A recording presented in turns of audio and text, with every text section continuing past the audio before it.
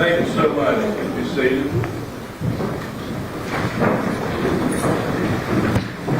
All right, the state may proceed. Thank you, Your Honor. The state is going to start with the state versus Noah Bradley. All right. May I approach you? Certainly. Thank you very much.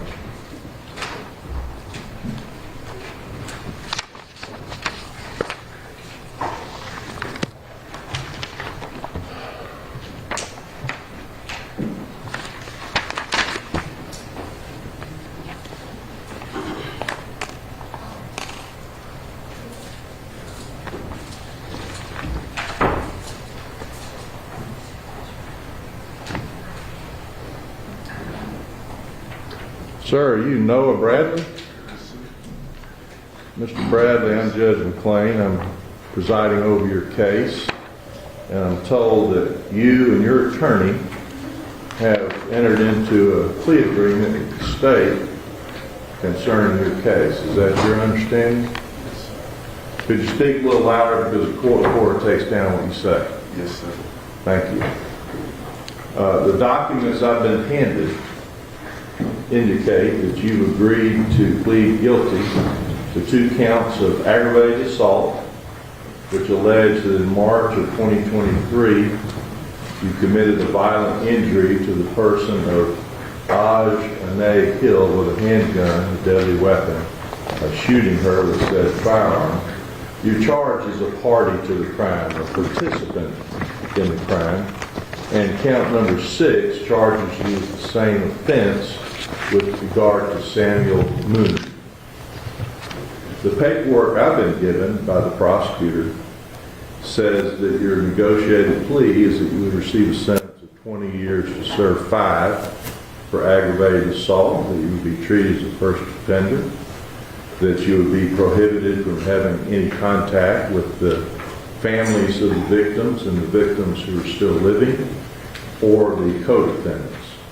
And it says truthful testimony, which means that if any other defendants go to trial, you could be called as a witness by the state and have to tell the truth about what happened in the case. Are you familiar with all that? All right. The prosecutor is going to have a discussion with you about your rights. The reason for that is that when you plead guilty to a crime, you give up certain rights. And I have to make sure you understand that. Then she's going to give us her version of what happened in the case. After that, I'll be glad to hear from your lawyer and you if you wish to say something. If I think this is a fair sentence for aggravated assault based upon the facts of the case and your record, if any, I will go along with it. If I don't, then I'll tell you and you can back out of your plea. You understand that? And I'm assuming that all the other charges other than these two are being dismissed by the state as part of your agreement. Is that your understanding? Yes, sir. All right. Ms. Ross, you may proceed. Thank you, Judge. This is the State of Georgia versus Noah Bradley, 24 CR 00328. We're here today for a negotiated plea. Sir, will you please raise your right hand as best as you can? Do you swear or affirm that the testimony you are about to give shall be the truth, the whole truth, and nothing but the truth, so help you God? Yes, sir. Yes, ma'am. You can lower your hand. What is your true and correct legal name? Noah Bradley, How old are you? 21. Do you read, write, and understand the English language? Yes, ma'am. How far did you go in school? 11th grade. Are you a citizen of the United States? Yes, ma'am. Are you today under the influence of any drugs or alcohol? No, ma'am. Have you been promised anything or forced to enter this plea by anyone? No, ma'am. Have you gone over your waiver of rights form with your attorney? Yes, ma'am. Do you need any further time to discuss your case with your attorney? No, ma'am. Are you satisfied with his representation of you? Yes, ma'am. Do you understand that by pleading guilty today, you are giving up certain constitutional rights? Yes, ma'am. I'm going to go over those rights with you now. Do you understand that you have the right to a trial by judge or jury, and at that trial you would have the presumption of innocence, and the state has the burden of proving your guilt beyond a reasonable doubt? Yes, ma'am. Do you understand that you have the right to remain silent or to testify on your own behalf? Yes, ma'am. Do you understand that you have the right to subpoena witnesses and to offer other evidence?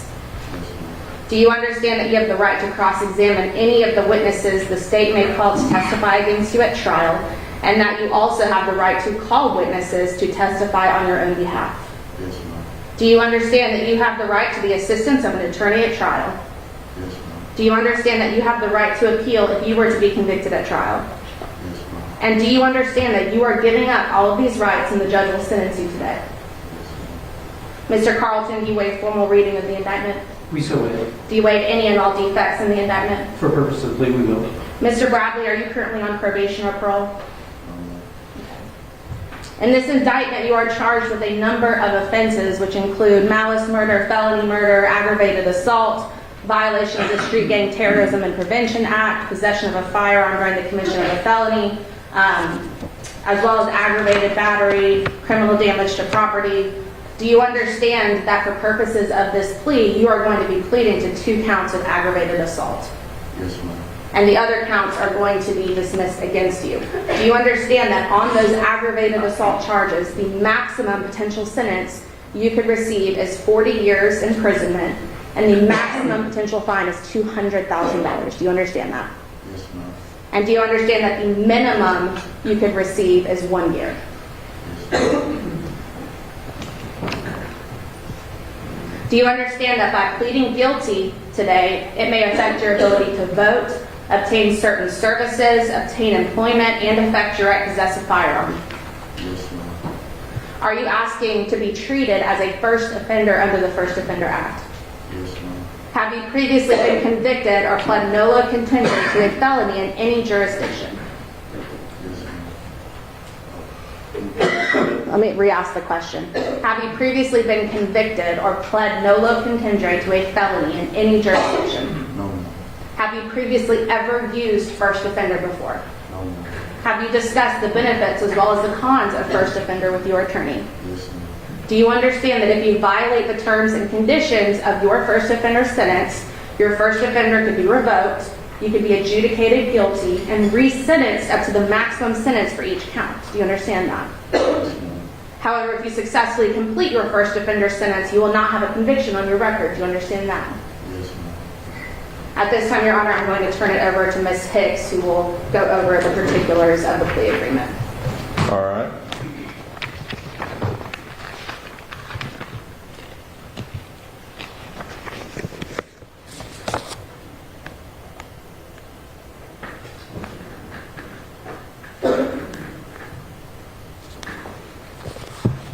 Your Honor, the terms of the negotiated agreement are for Mr. Bradley to plead guilty to counts 5 and 6 in the indictment. Both are charged with aggravated assault, with a sentencing recommendation from the state as a first offender sentenced to 20 serve 5, to have no contact with the victims and their families, to have no contact with the co-defendants until the resolution of all defendants' cases, to abide by the Douglas County gang conditions which the defendant has signed and submitted to the court for signature, and to provide truthful testimony at trial. And Your Honor, we would ask that the court enter the sentence today, but enter the plea today, but hold sentencing until after the trial.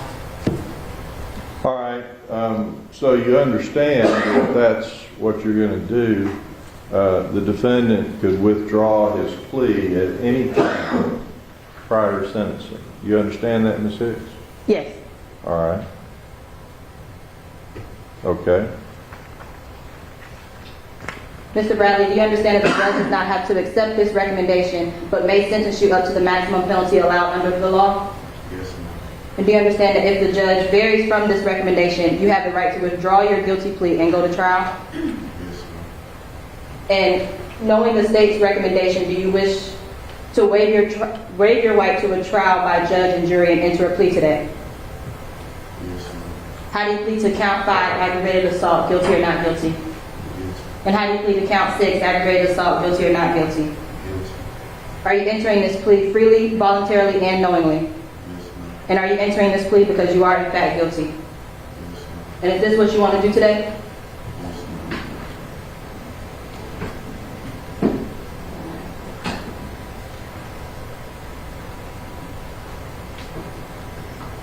Do you understand that you have the right to challenge the voluntariness of this plea by filing a habeas corpus petition, and you have 4 years from today to challenge this felony plea? You understand that? Yes, ma'am. And do you understand that you have a right to withdraw your plea for any reason at any time prior to the judge pronouncing a sentence in this case? Yes, ma'am. Your Honor, Mr. Bradley does not have a prior adult criminal history.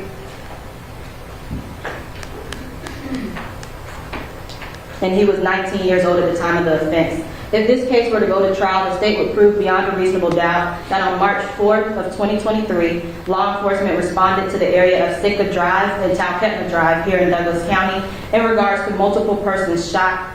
In the area, there was a Sweet 16 birthday party that had just ended and multiple juveniles were outside. Upon arrival, law enforcement located the deceased bodies of 14-year-old Ajane Hill and 15-year-old Samuel Moon. 8 other juveniles and young adults were also shot that night, to include Kayla Brown, Isaiah Drake, Jeremiah Johnson, Tamia Peoples, Jamel Thompson, Michael Bright, Ariana Hodge, and Anthony Jackson. During the investigation of this case, law enforcement was able to determine the series of events that led to the shooting. The Doubleback Gang, also referred to as DBG, is a hybrid gang that is out of Cobb County. An alleged member of their gang had recently passed away. After the death of that person, members of the Doubleback Gang fought those who had anything negative to say about their deceased friend. It is believed that Avari Ivory, who was a 17-year-old student in Douglas County, posted negative comments about the deceased alleged gang member on his social media page. On March 4th of 2023, Timothy Coleman, Kingston Cotman, Michael Williams, Takel Beverly Smart, and Noah Bradley, all members or associates of the Doubleback Gang, arrived at the Sitka Cotman Drive area to attend this party. While outside gathering, the group met up with Chase McDowell.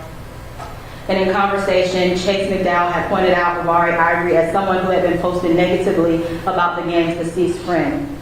Chase knew of the dispute between the two parties prior to identifying who Avari was to the gang, and Chase stated to law enforcement that members of the gang stated that they were going to approach Avari and fight him. Immediately after getting the identification of who Avari was, Cotman, Coleman, and Williams approached Avari en masse and began to fight and pistol with him. A 15-year-old female friend of Avari tried to break up the fight, and Cotman shoots her and fires multiple other rounds into the crowd of children. Williams and Coleman also opened fire into that crowd. This resulted in the deaths of Ajane Hill and Samuel Moon and the shooting of 8 others. None of the kids or young adults shot were involved in this initial dispute.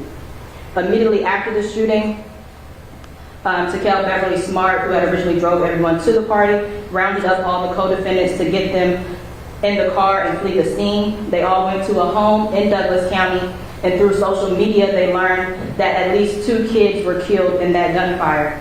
It was noted by co-defendants that Cotman appeared to brag about catching a body, meaning killing somebody. As it relates particularly to Mr. Bradley's involvement, the evidence would show that Noah Bradley is loosely associated with Timothy Coleman and members of the Double Back gang. On the night of the incident, Bradley traveled to the party with the co-defendants. Prior to the group of defendants approaching Avari Ivory, Coleman provided Bradley with a firearm. Video of the shooting shows Bradley standing by during the altercation between the co-defendants and Avari Ivory. When shooting started, Bradley runs in the opposite direction with a firearm in his hand. The video and other evidence support that Bradley did not fire shots on scene. However, his armed presence during the jumping of Avari Ivory forms the basis of his participation in the aggravated assaults committed that evening and makes him a party to those crimes. Bradley left the scene with the co-defendants and did not contact law enforcement. Bradley's identity remained unknown to law enforcement until his arrest in March of 2024. Since his arrest, Bradley has provided a proffer to the state and has remained cooperative in this investigation, and that is why the state has formed this negotiated plea with Noah Bradley to present to the court. And Your Honor, there are 2 victims that would like to speak for Mr. Bradley's plea when the court is ready for that. All right, you may proceed.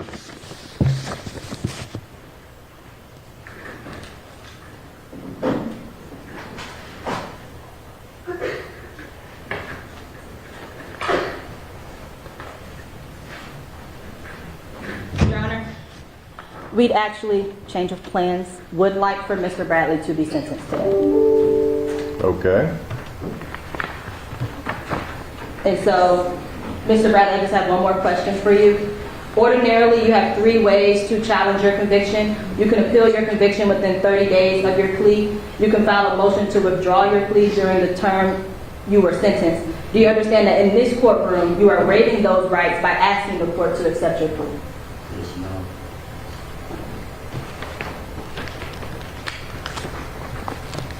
And Your Honor, at this time, the mother of Ajane Hill, Chanel White, and the mother of Samuel Moon, Ms. Beverly LaFleur, would like to speak to the court. Good morning. My name Good is morning. Beverly LaFleur. I am the mother of Samuel Michael Moon.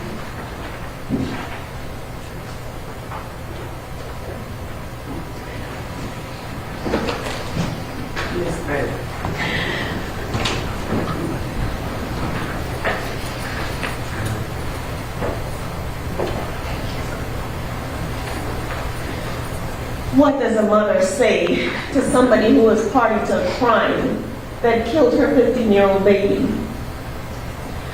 I may not agree with everything that the court is doing today, but Noah, you were party to that crime and you knew exactly what was going to go down.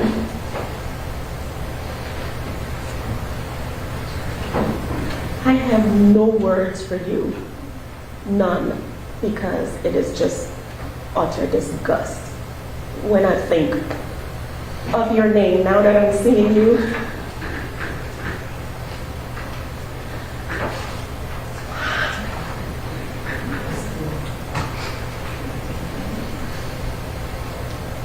May God have mercy on your soul.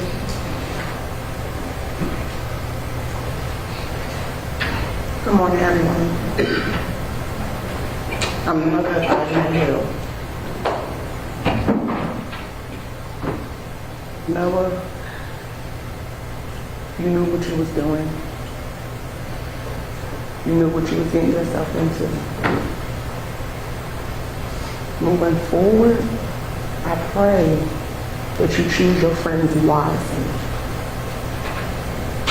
I have a hole in my heart. I can't sleep. I don't eat. I'm not working. You knew what you was doing, and you was on a run for a whole year. You seen the news. She had a twin brother. She had a 12-year-old.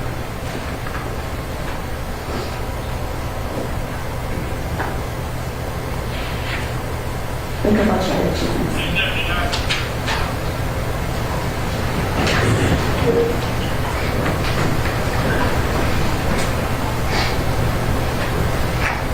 Karen, at this time, the state's attention, please. All right.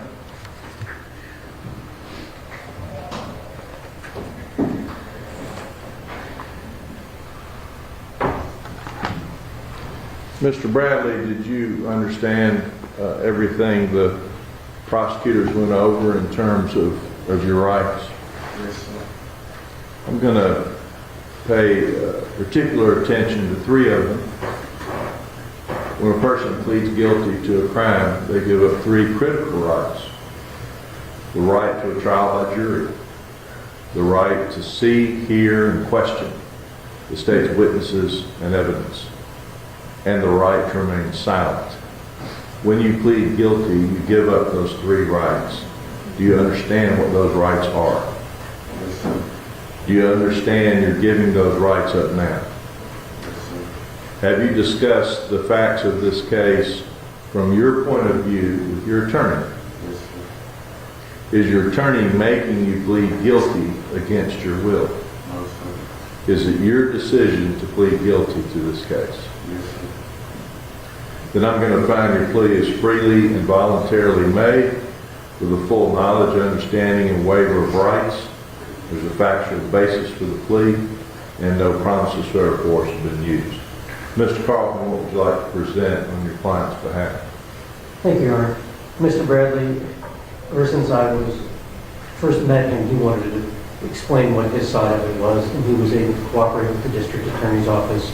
He was able to provide information that I believe is very critical to their case, and he did so freely and voluntarily. And he's 21 years old. He was 19 years old when this occurred. He has no criminal history. That is why the state's offering him the ability to use first offender, which we asked the court to accept, along with a sealing order.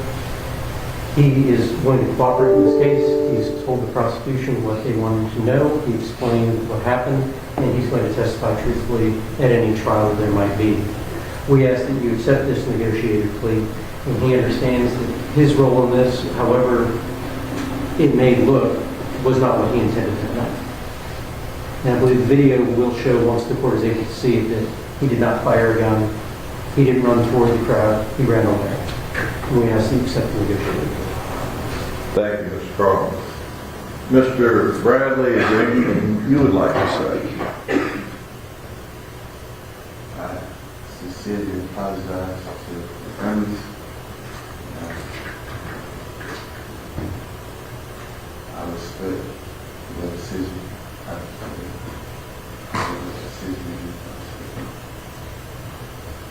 All right.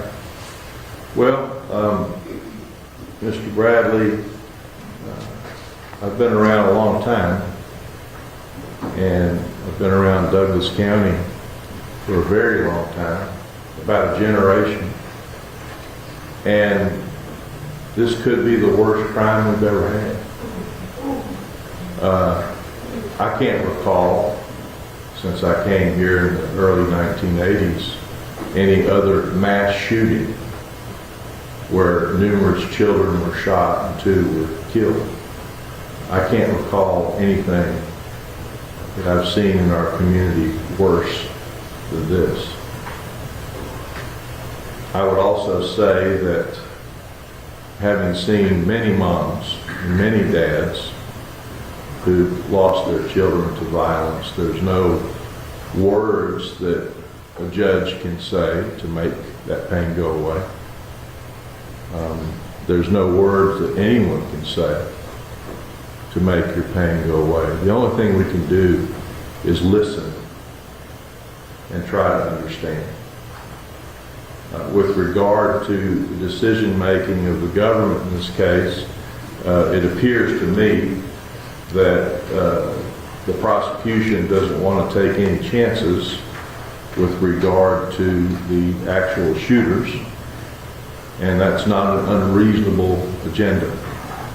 So I'm going to go along with the sentencing recommendation, impose the sentence as recommended, and good luck to you, sir. You can go with the deputy. Thank you, Your Honor.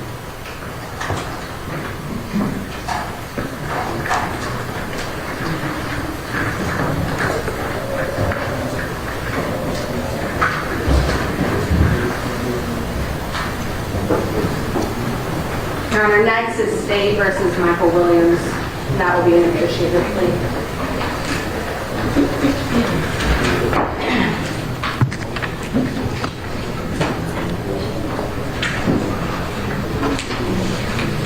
May I approach, Your Honor? All right. Thank you very much.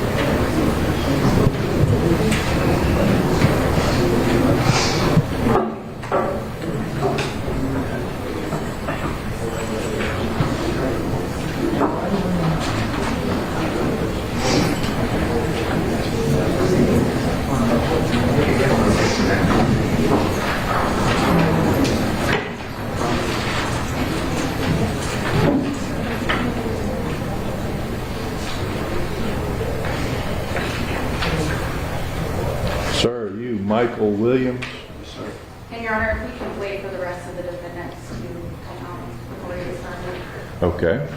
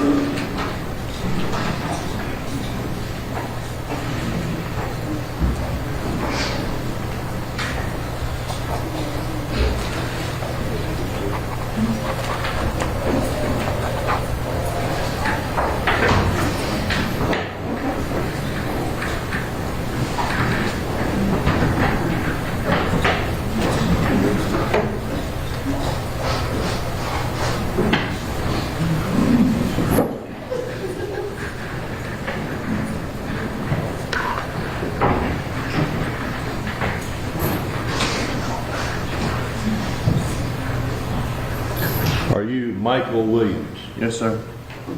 Mr. Williams, I'm Judge McClain. I'm presiding over your case and that of your co-defendants.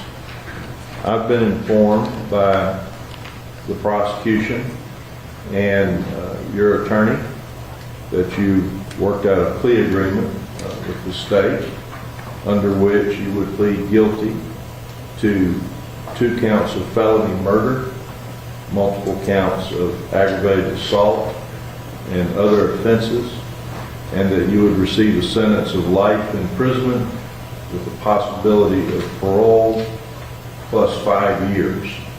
Are you familiar with that? Yes, sir. All right. The plea agreement also states that you should have no contact with the families of the deceased or the families of those who were wounded and are not deceased, and have no contact with your co-defendants. Are you familiar with that? Yes, sir. All right. The process that we're going to undertake at this time is the prosecutor is going to have a discussion with you about your rights, because you give up certain rights when you enter a guilty plea. Then she's going to give us her version of the facts of the case. There may be members of the deceased family that may wish to speak. Then I'll hear from your attorney and you. If I think this is a reasonable plea agreement under the facts, I'll go along with it. If I don't, then I'll inform you and you can withdraw your guilty plea. You understand that, sir? Yes, sir. All right, Ms. Ross? Thank you, Judge. This is the State of Georgia versus Michael Williams, 24 CR 00328. We're here today for a negotiated plea. Sir, will you please raise your right hand as best as you can? Do you swear or affirm that the testimony you are about to give shall be the truth, the whole truth, and nothing but the truth, so help you God? Yes, sir. And yes, ma'am. You can lower your hand. What is your true and correct legal name? What is your true and correct legal name? Michael Arthur Williams, How old are you? 21. Do you read, write, and understand English language? Yes, ma'am. How far did you go in school? College. Are you a citizen of the United States? Yes, ma'am. Are you today under the influence of any drugs or alcohol? No, ma'am. Have you been promised anything or forced to enter this plea by anyone? No, ma'am. Have you gone over your waiver of rights form with your attorney? Yes, ma'am. Do you need any further time to discuss your case with your attorney? No, ma'am. Are you satisfied with her representation of you? Yes, ma'am. Do you understand that by pleading guilty today, you are giving up certain constitutional rights? Yes, ma'am. I'm going to go over those rights with you now. Do you understand that you have the right to a trial by judge or jury, and at that trial you would have the presumption of innocence, and the state has the burden of proving your guilt beyond a reasonable doubt? Yes, ma'am. Do you understand that you have the right to remain silent or to testify on your own behalf? Yes, ma'am. Do you understand that you have the right to subpoena witnesses and to offer other evidence? Yes, ma'am. Do you understand that you have the right to cross-examine any of the witnesses the state may call to testify against you at trial, and that you also have the right to call witnesses to testify on your own behalf? Yes, ma'am. Do you understand that you have the right to the assistance of an attorney at trial? Yes, ma'am. Do you understand that you have the right to appeal if you were to be convicted at trial? Yes, ma'am. And do you understand that you are giving up all of these rights and the judge will sentence you today? Yes, ma'am. Ms. Cabrera Diamore, do you waive formal reading of the indictment? So wait. Do you waive any and all defects in the indictment? Also wait. Mr. Williams, are you currently on probation or parole? No, ma'am. In the indictment, you are charged with a number of offenses, which include malice murder, felony murder, multiple counts of aggravated assault, multiple counts of aggravated battery, multiple counts of violation of the Street Gang Terrorism and Prevention Act, criminal damage to property. For purposes of today, you are going to be pleading guilty to counts 3, felony murder, count 4, felony murder, counts 12, 16, 20, 24, 28, 32, 36, 40, and 44, which are all aggravated assaults, and count 7, which is violation of the Street Gang Terrorism and Prevention Act. Do you understand that on those counts that you are pleading to, you face a maximum potential sentence of 2 life sentences without the possibility of parole, plus 200 years in confinement? Do you understand that? Yes, ma'am. And do you understand that the maximum potential fine you could receive is $1.2 million? Yes, ma'am. And do you understand that the minimum you can receive is life with the possibility of parole plus 5 years? Yes, ma'am. Do you understand that by pleading guilty, it may affect your ability to vote, obtain certain services, obtain employment, and affect your right to possess a firearm? Yes, ma'am. At this time, Your Honor, I'm going to turn it over to Ms. Hicks, who will go over the particulars of this plea agreement.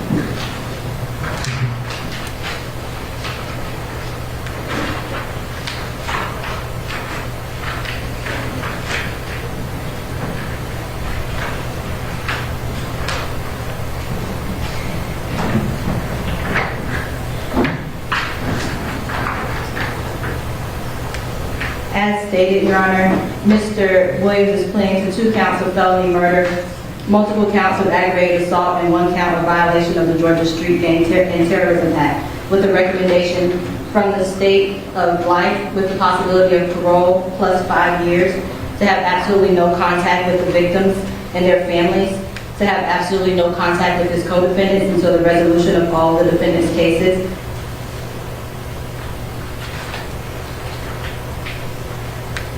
And Mr. Williams, do you understand that this is a negotiated plea? And as a condition of this plea, it is the understanding of the state that you will not be testifying in the trial against your co-defendants. Is that correct? Yes, ma'am. And do you understand that, however, should you choose to testify, it is a condition of your plea to testify truthfully? Yes, ma'am. And should you choose to testify and not testify truthfully, it will result in a withdrawal of your guilty plea, perjury charges, or anything else that is applicable under the law by the state. Do you understand that? Yes, ma'am. And do you understand that the judge does not have to accept this recommendation? The judge may sentence you up to the maximum penalty allowed under law. Yes, ma'am. And do you understand that if the judge varies from this recommendation, you have the right to withdraw your plea and go to trial? Yes, ma'am. And knowing the state's recommendation, do you wish to waive your right to a trial by jury and enter a guilty plea today? Yes, ma'am.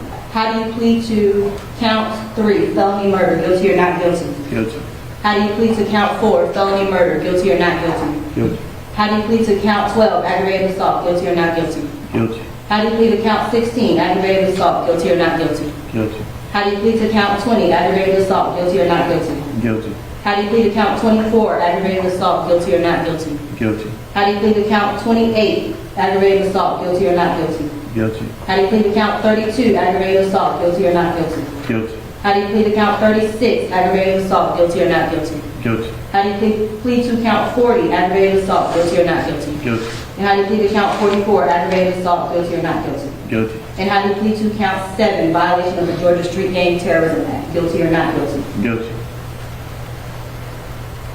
And are you entering this plea freely, voluntarily, and knowingly? Yes, ma'am. And are you entering this plea because you are in fact guilty? Yes, ma'am. Is this what you want to do today? Yes, ma'am. Ordinarily, you have 3 ways to challenge your conviction. You can appeal your conviction within 30 days of your plea, and you can file a motion to withdraw your plea during the terms you were sentenced. Do you understand that in this courtroom, you are waiving those rights by asking this court to accept your plea?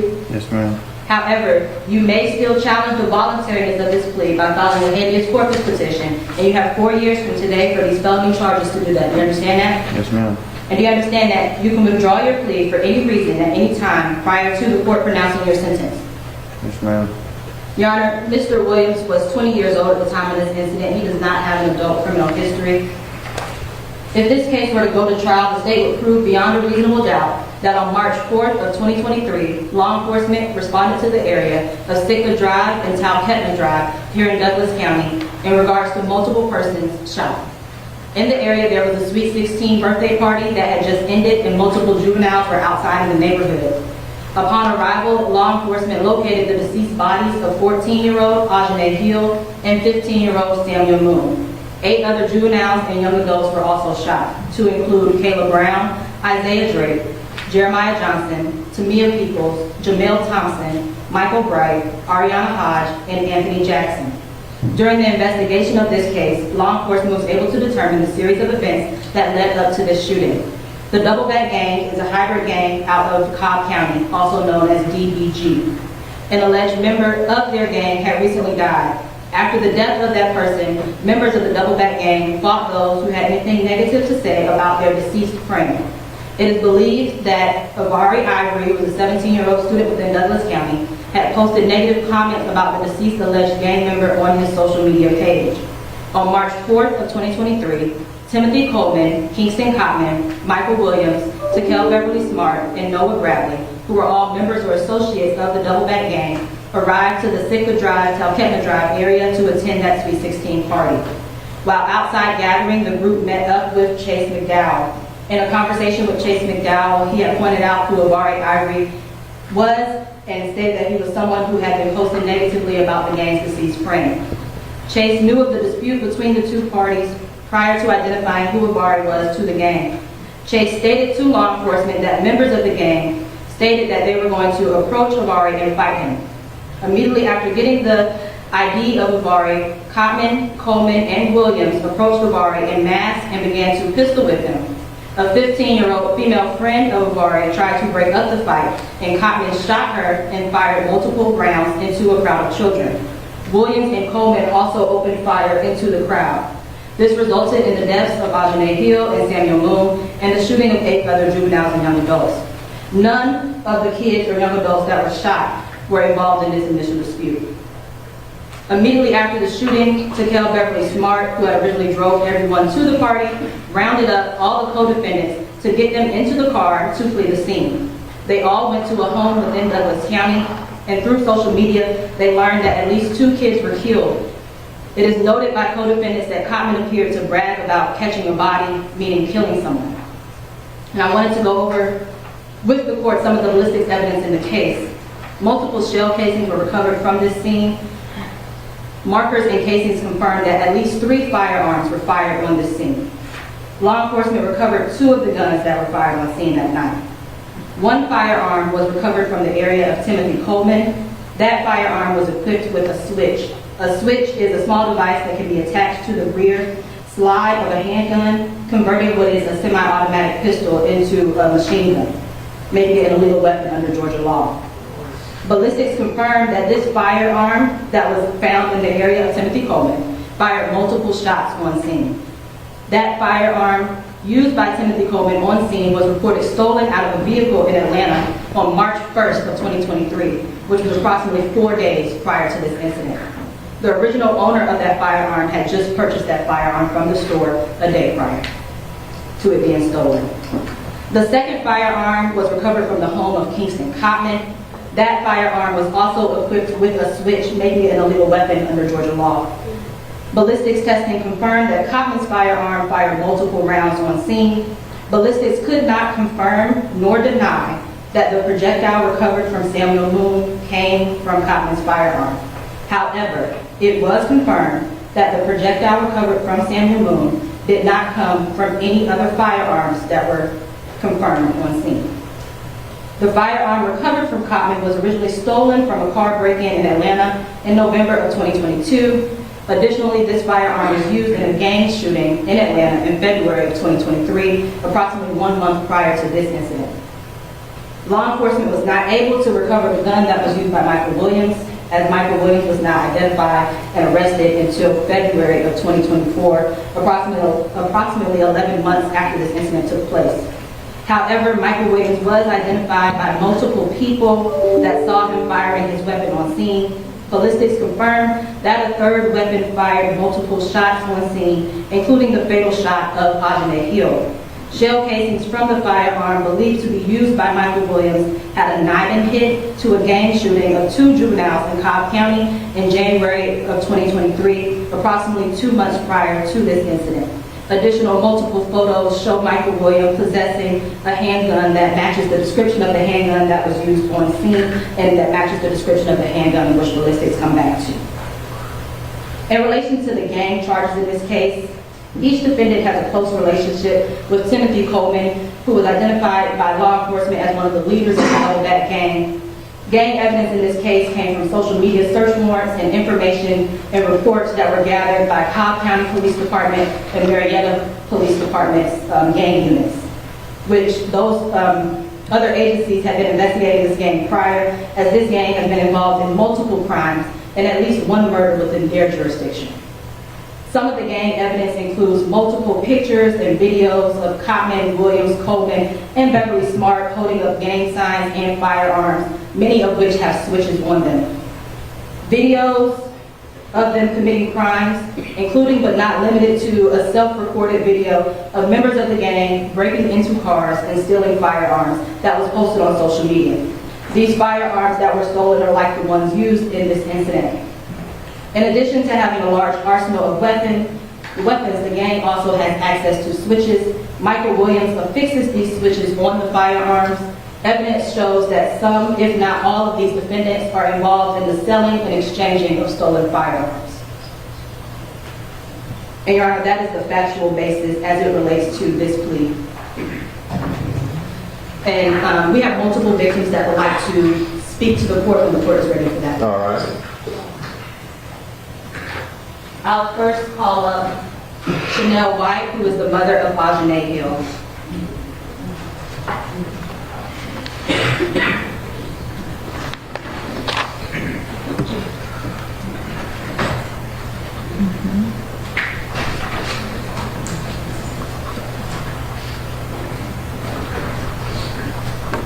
And with Chanel will be Ahmad Hill, who is the twin brother of Ajane Hill.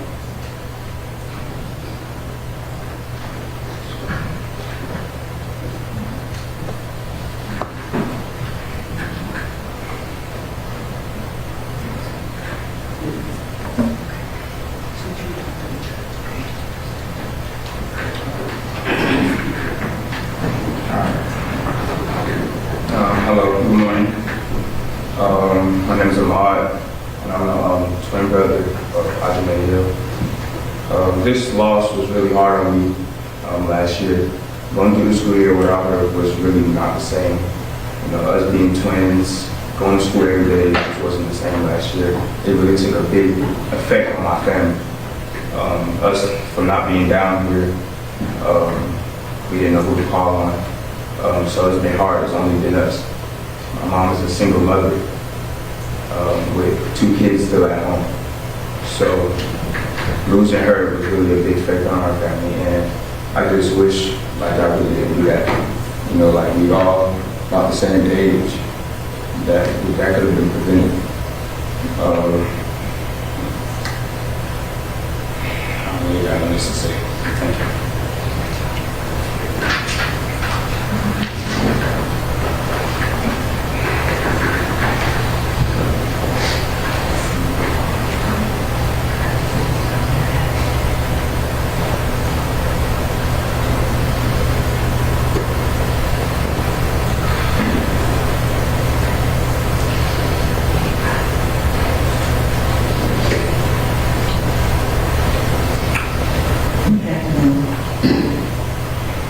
I'm the parent of Ajane's mother.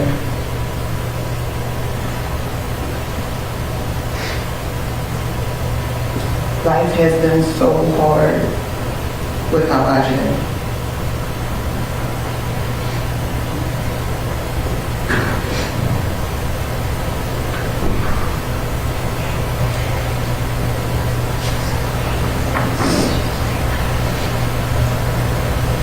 This has took a big hit on my family.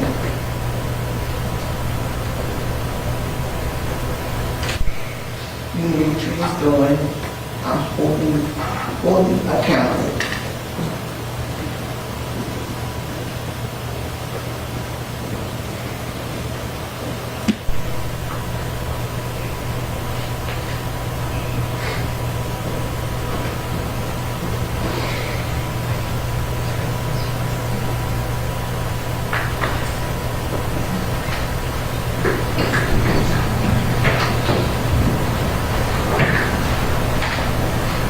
Your Honor, at this time, the state calls Beverly LaFleur, who is the mom of Samuel Lowe.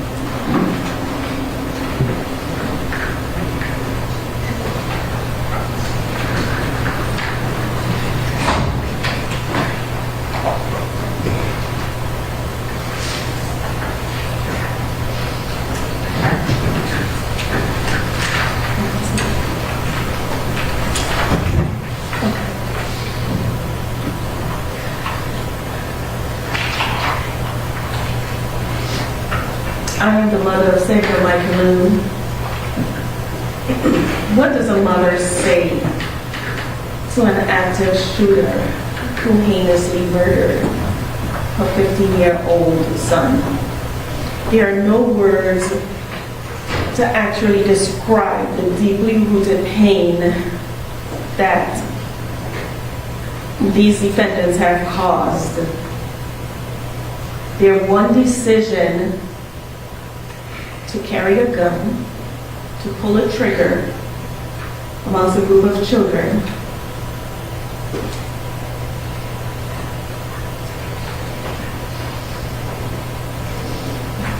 I know these defendants have heard adults in their life say, make good choices. Because that's what we say as parents, make good choices.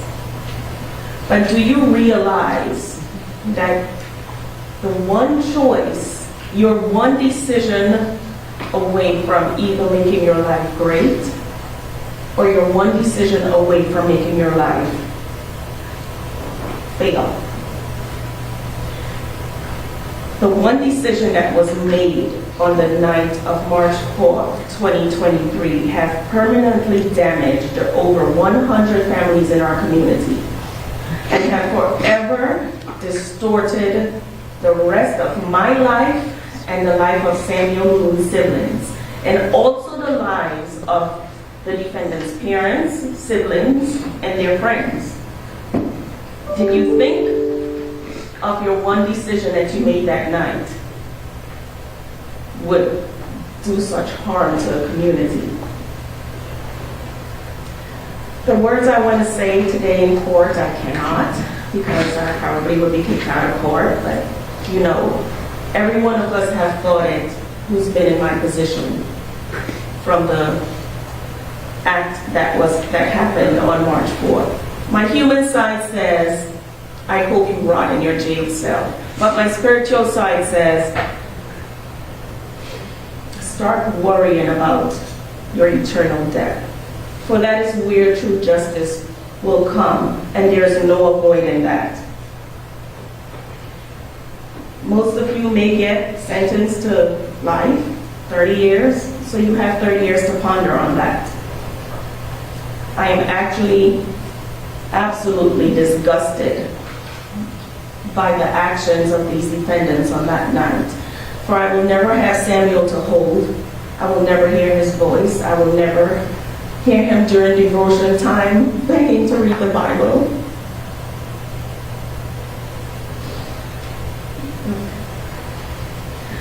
Just remember that that one decision that you made that night took my son.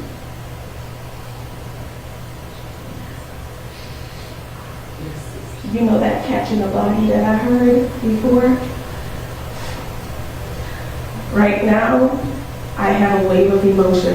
It's from anger, sadness, feeling sorry for the defendants as a spiritual being, but as the human mother of Samuel Michael Moon, may the devil have no mercy on your souls. Amen. Amen.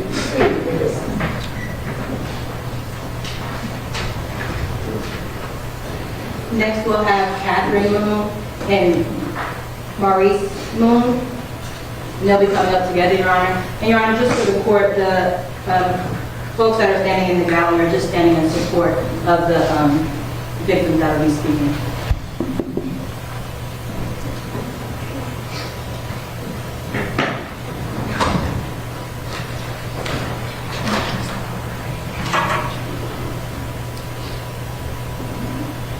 So we are the siblings of Samuel Moon. I'm Maurice. I'm Catherine Moon.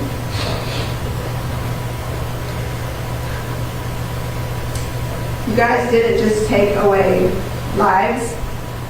You took away children who didn't even get to experience any type of life.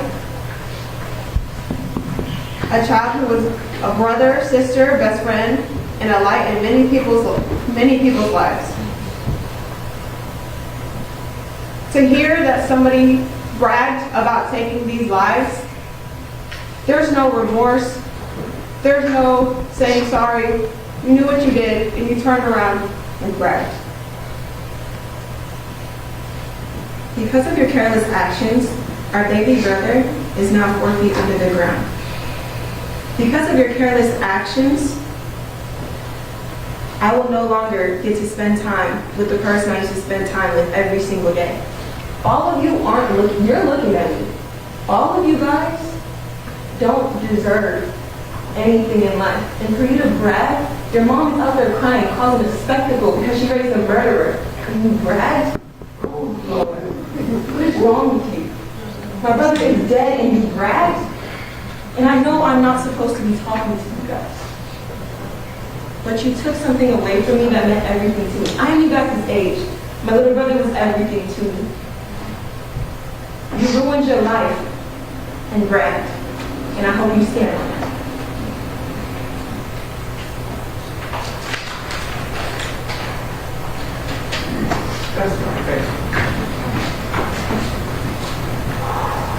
Next we'll have Marissa LaFleur, who is Samuel Mills' aunt.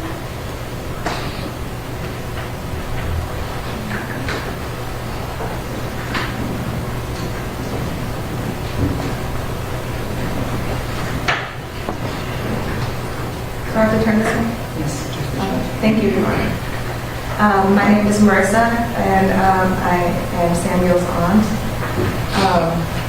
This is the craziest situation standing up here knowing that these people were involved in killing my nephew. I'm sorry, I'm just trying to gather my thoughts. I know that everything sounds repetitive, but our family is really close. My sister and I have a really unique relationship. And our kids, we basically lived together. It was like 2 moms and 6 kids. Samuel was more than a nephew. So if you guys have any siblings, which I know one of you does, I don't think you can imagine unless the same thing happened to you what this is for us. While y'all were running away, we had to plan a funeral instead of his 16th birthday, because he was 15. While y'all were running away, taking pictures and doing all that stuff, your girlfriend's posting, y'all not guilty, this, all stuff like that, we were planning a funeral. In February, my whole family came together to celebrate my dad's 80th birthday. We never would have thought that the next time we would see each other would be to meet up at my sister's house the next day to find out that my nephew was dead. I got a call late at night. My daughter had to wake me up, screaming. My mom in the background. Somebody killed Boo Boo. Somebody killed Boo Boo. Somebody shot him. What? I wish I could put it into your brain about what I felt. The nerves, the pain to watch you to have to think about your life when you didn't think about my nephews is wild to me. Like, you get a chance. I've made mistakes. But this ain't nothing. Like, y'all are happy about it, and I feel like empty words, like there's nothing you can say. But while y'all were running away, we had to do stuff at a cemetery. My niece had to finish school. My sister's still trying to carry on. His friends, people in the community doing balloon releases and prayer vigils. You know his blood is still in that spot where he lay in the driveway for hours? For hours. And y'all didn't even get your target. That's the worst part.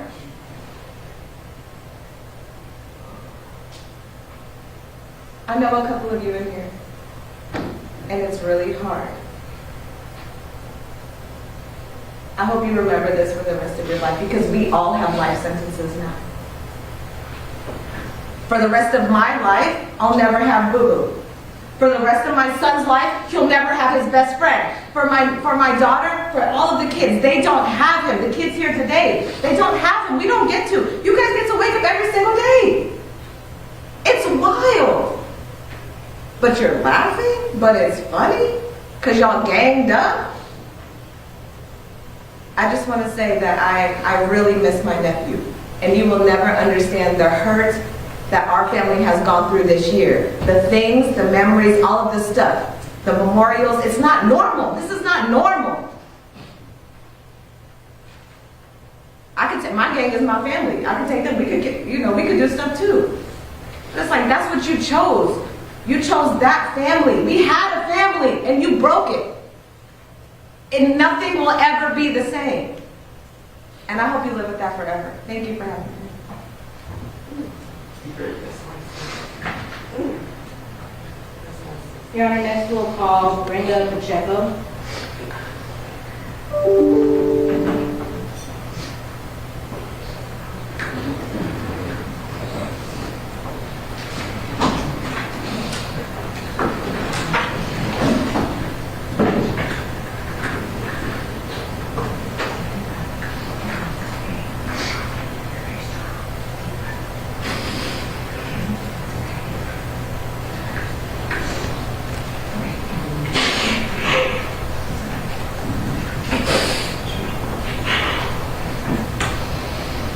Good morning, Your Honor. My name is Brenda Pacheco. I was and I still am Samuel's mom's best friend. I'm here on behalf of Samuel's closest friends, family members, and the East Springs High School class of 25. I've known Samuel since he moved to the East Springs, since our 3rd grade. We have been together ever since. Samuel brought joy to so many of us. He was loving and caring, funny and sweet when he wanted to be. Samuel was the first boy I felt for. And he did take that from me.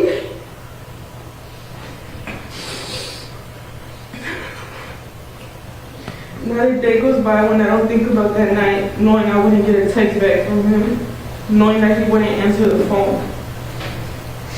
And do you guys understand what pain you all caused when bringing a gun to a kid's party? Do you know the pain and suffering we have had ongoing since that night? There's a hole inside of each and every person in this room, a wound of suffering. With Samuel's final words saying, "I'm okay," when he passed, made me believe that my God brought him peace within life.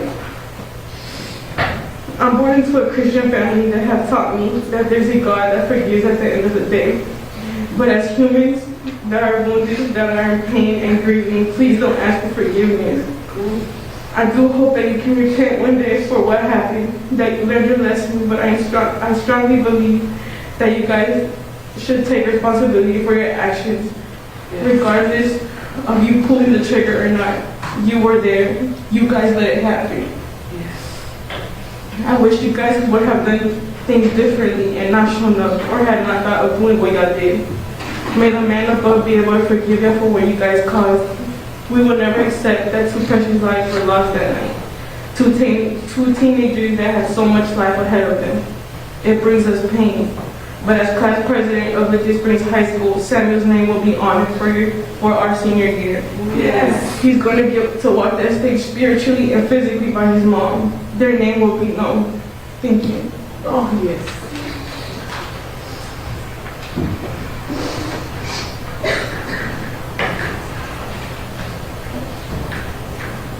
Your Honor, that concludes the state's presentation of certificates of approval. All right, thank you. Mr. Williams, did you understand everything the prosecutor discussed with you? Yes, sir. Now, when someone pleads guilty to a crime, they give up a number of rights, but the legal system considers 3 to be the most important. And those are the right to a trial by jury, the right to see, hear, and question the state's witnesses and evidence, and the right to remain silent. Do you understand what each of those rights are? Yes, sir. Do you understand that you're giving those rights up now? Yes, sir. Have you discussed this case and this plea agreement with your attorney? Yes, sir. Have you shared with your attorney your version of what happened? Yes, sir. Is your attorney making you plead guilty against your will? No, sir. Do you understand that it is your decision whether or not you plead guilty? Your attorney can make a recommendation, but ultimately she must carry out your wishes, whether it's for a trial or a guilty plea. Do you Yes, sir. understand that? Yes, sir. All right. I'm going to mention one more thing that I don't recall the prosecutor stating, but if she did, I missed it, and I do need to tell you this.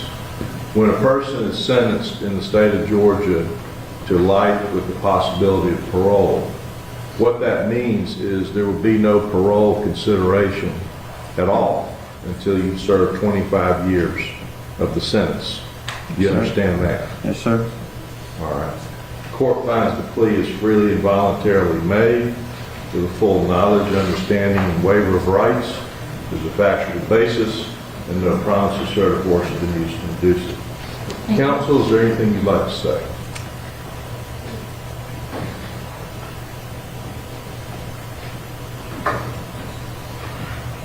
It is unprofessional for me to cry, so I apologize. It's human enough.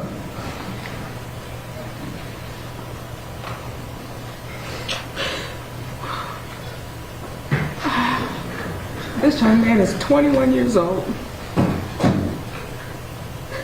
He was a student at Albany State. He had a 3.6 GPA. He was not a Douglas County resident. He did not go to Lithia Springs. He did not go to New Manchester. He wasn't personally invited to this party. He didn't know anybody attending this party. So for all intents and purposes, Your Honor, he had no business being at this party. Should have never been there. He lives all the way out by the airport and traveled with his friends to a party that he never should have gone to. All that by choice. I've had hours and hours to speak with his mother, to speak with him. His mother would have been here today, but she is in Louisiana and cannot be here. He has younger siblings, and every time I talk to his mother, I can tell she's at work. So for her to be here was impossible. Unfortunately, I've had way more murder cases than I care to have. And this, by far, was among the worst, like Your Honor said.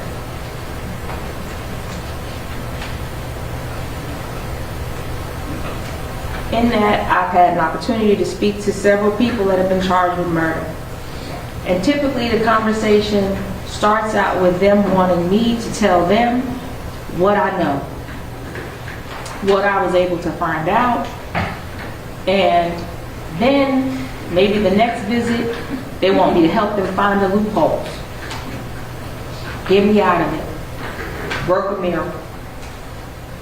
My conversations with Michael did not go that way. Michael Williams has accepted responsibility. He shared at one time wanting an opportunity to speak with the state, and we talked about that, and between myself, Mr. Williams, and the state decided that this was the way to go. That he accept responsibility, that he take this plea as it has been negotiated between myself and the state, and that he moved forward in custody, making the best of what his life looks like now going forward. He fully understands his responsibility and all of this, and in no conversation that he's had with me has he said anything other than he accepts responsibility for his role. This is not a situation where anyone wins at all. We can't undo the day. He knows he can't undo the day.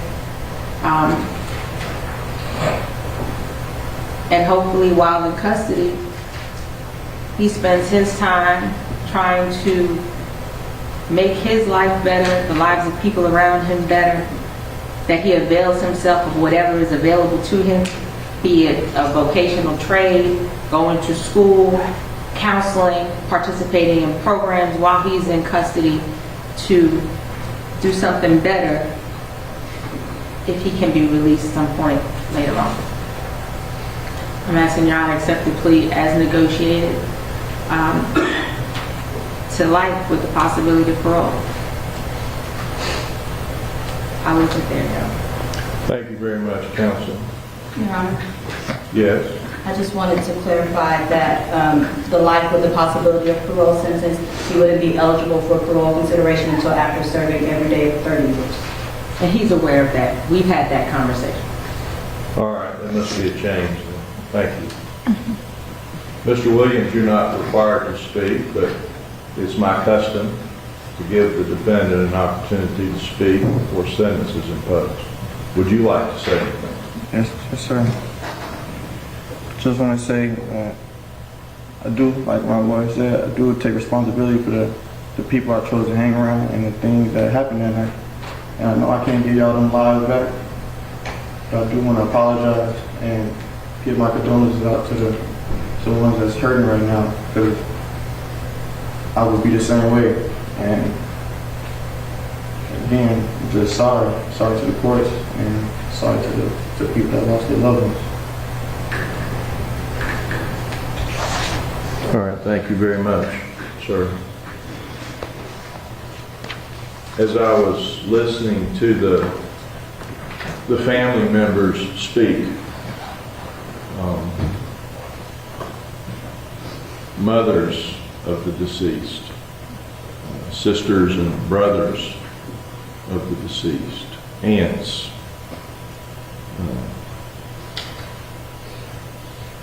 made me think of when I was a young man and I prosecuted someone for a double homicide, and I wanted to have inspiration before I made my closing argument to the jury, and so I went to the cemetery where these two folks were buried. And one of them was a mother and one of them was her son.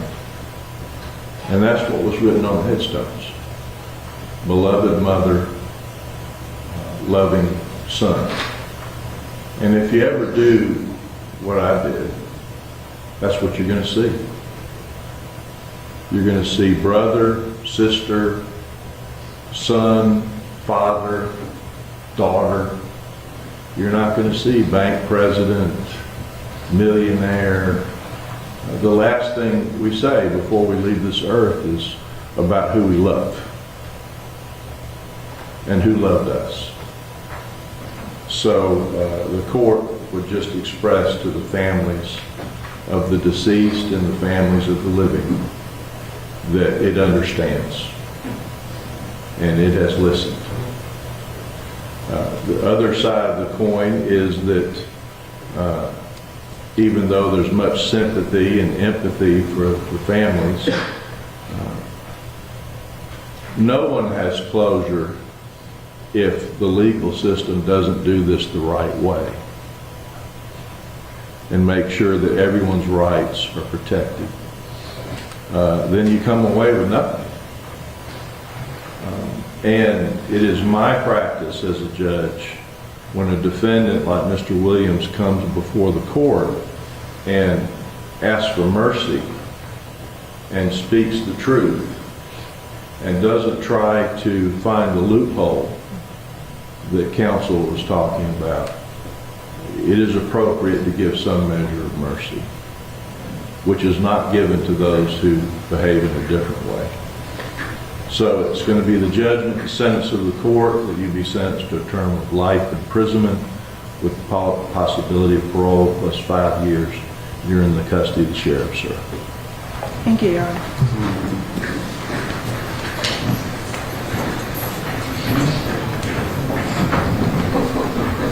Now, are there any other proceedings that need to be addressed in this case? Yes, Your Honor. All right. All right. It's 10 minutes now. Yes, sir. All right. We're going to be in recess for 10 minutes.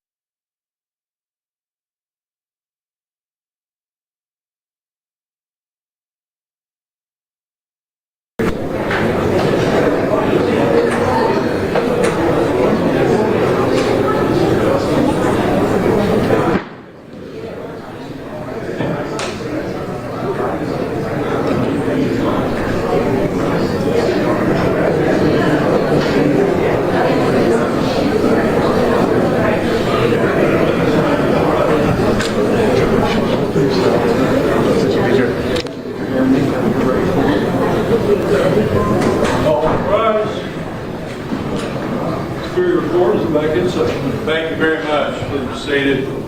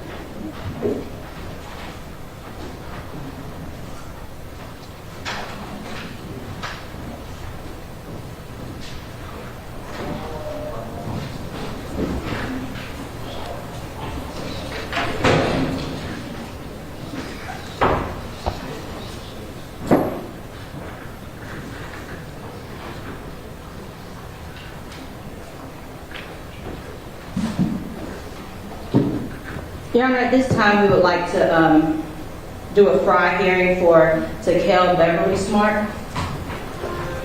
All right.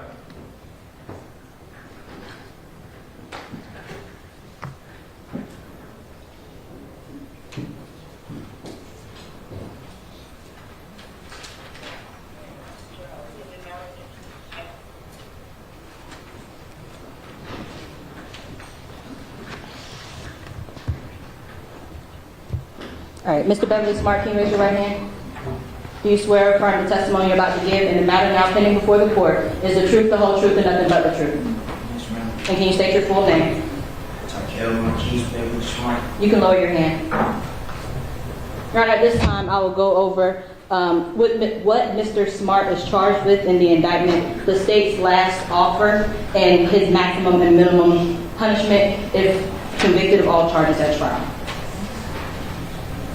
Mr. Beverly Smart is charged in indictment 24-CR-00328 with multiple counts of malice murder, multiple counts of felony murder, multiple counts of aggravated assault, multiple counts of aggravated battery, multiple counts of violation of the Street Gang Terrorism and Prevention Act, multiple counts of criminal damage to property in the first degree.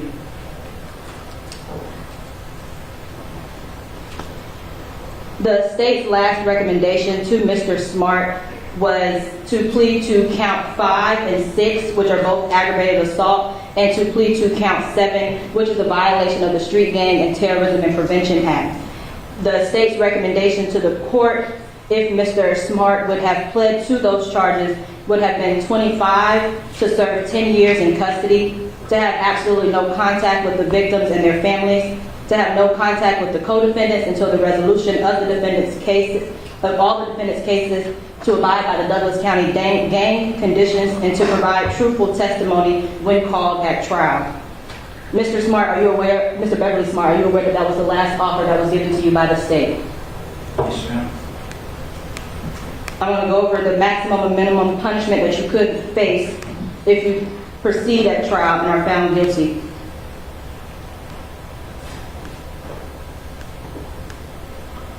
The maximum punishment that you would face with the merger of the charges that will legally merge. The maximum punishment that you would face is life without the possibility of parole plus 610 years in custody. The minimum punishment that you would face if convicted of all charges at trial is life with the possibility of parole plus 65 years in custody. Do you understand that that is the maximum and minimum punishments that you would face if convicted at trial? Yes, ma'am. At this time, is it your intention to deny the state's plea offer and proceed to trial? Yes, ma'am.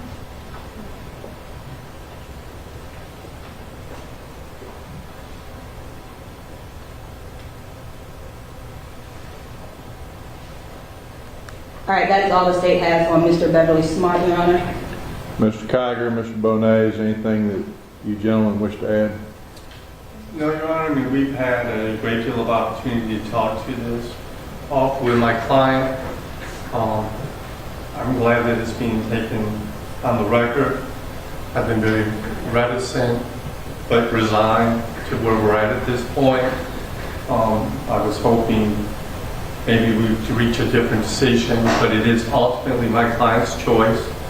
Whether or not the client goes to trial is the client's choice. Whether or not the client takes the stand to testify is the client's choice. The client doesn't have to accept the recommendations or the advice presented by his lawyer. And so we're rejecting this offer, is that correct? Yes, sir. All right, that's all I know. All right, that's noted for the record. Clearly, it's quite an offer that's being made to dismiss the murder charges against the defendant, but it's his right to go to trial, and you will go to trial on September 30th. You can go with the deputy. Thank you, Your Honor.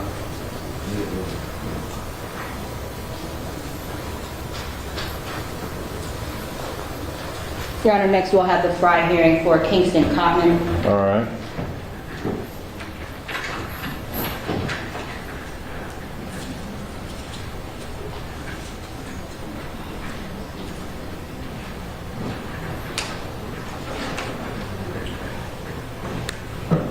We're on the record on the State of Georgia versus Kingston Cotman, case number 24-CR-00328. Mr. Cotman is charged in all the counts listed in the state's 50-count indictment, which includes multiple counts of malice murder, multiple counts of felony murder, multiple counts of aggravated assault, aggravated battery, multiple counts of violation of the Street Gang Terrorism and Prevention Act, multiple counts of possession of a firearm during the commission of a felony, multiple counts of criminal damage to property in the first degree, and a charge of possession of an illegal weapon.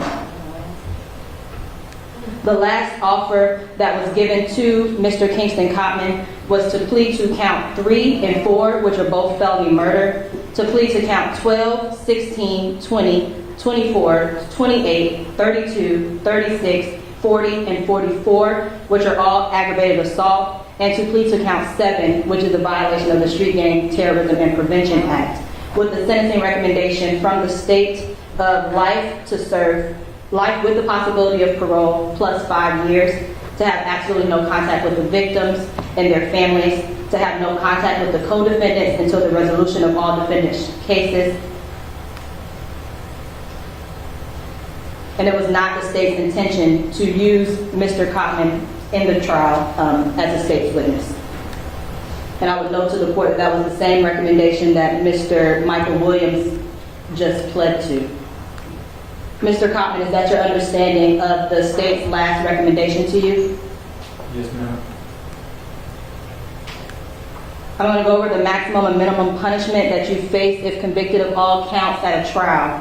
The maximum punishment that you would face if convicted of all charges is life without the possibility of parole plus 670 years in custody. The minimum penalty you would face if convicted at a trial is life with the possibility of parole plus 65 years in custody.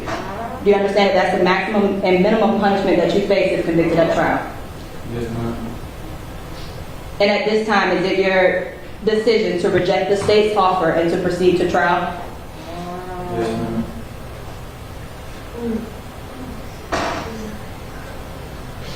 And that is all from the state, Your Honor. Ms. Becker, is anything needs to be added? No, Your Honor. All right, we'll see you at the trial September 30th. Thank you. Thank you, Judge.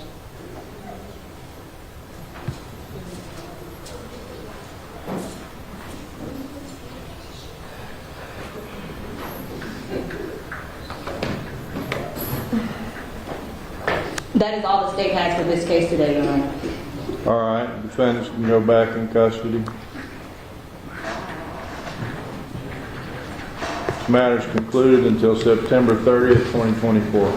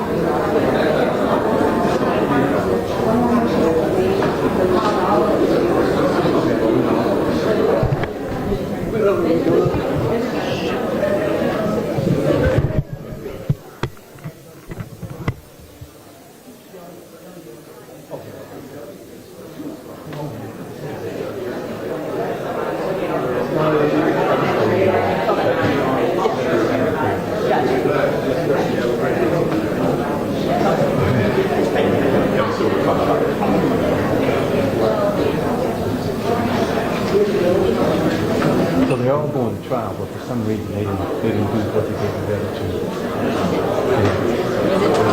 Was it because he'd already done, He got a new attorney, but he didn't want to take they all agreed, and they agreed going to trial. They didn't put it on the record like they did with the other two. Cotman, he